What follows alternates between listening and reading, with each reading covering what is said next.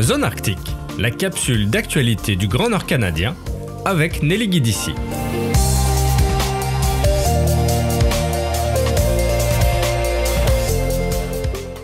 À 10 jours du scrutin, les grands partis politiques se projettent différemment sur les enjeux de l'Arctique. Ces grands partis proposent chacun une vision distincte pour l'avenir de l'Arctique, mêlant à la fois les enjeux de souveraineté et de défense, mais aussi le développement économique et la collaboration avec les communautés autochtones. Nous allons faire un tour d'horizon des projets et de la vision de l'Arctique pour chacun des grands partis. Le nouveau Parti démocratique propose une refonte complète de la politique de défense canadienne, axée sur la souveraineté de l'Arctique et l'indépendance industrielle. Le parti souhaite annuler le contrat d'achat des avions de chasse F-35 signé avec les États-Unis pour favoriser leur construction au Canada. Le NPD prévoit d'atteindre 2% du PIB en dépenses militaires d'ici 2032 en priorisant le bien-être des soldats, les anciens combattants et les communautés nordiques. Il promet aussi la construction de 5000 logements pour les militaires, de nouveaux ports arctiques et des stations de recherche ainsi qu'un soutien accru aux rangers canadiens. Le nouveau Parti démocratique insiste aussi sur la coopération avec les gouvernements territoriaux et autochtones pour améliorer les soins de santé, les infrastructures et l'éducation dans le Nord. Une réforme du recrutement militaire et une relance diplomatique sont également prévues dans leur programme. Le Parti conservateur, quant à lui, met l'accent sur le renforcement de la présence militaire dans l'Arctique. Il propose l'installation d'une base permanente à Iqaluit d'ici 2 ans. Cette base serait capable d'accueillir une escadre complète de F-35. Le parti souhaite aussi acquérir de nouveaux brise-glaces polaires, doubler le nombre de rangers à 4000 et moderniser les installations militaires nordiques, incluant de nouveaux sous-marins,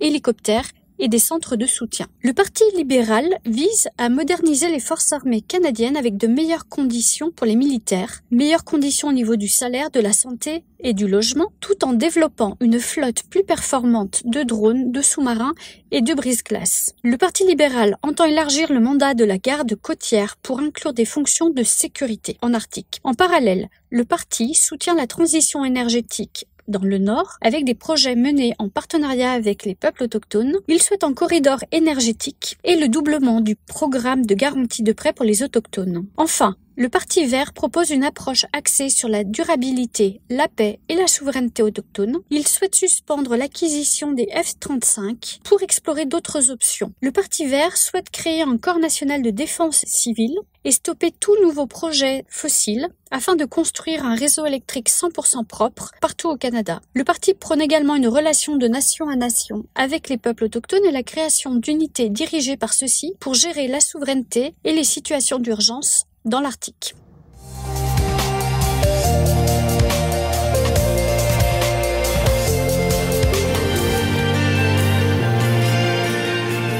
C'était Zone Arctique, la capsule d'information du Grand Nord canadien avec Nelly Guidici.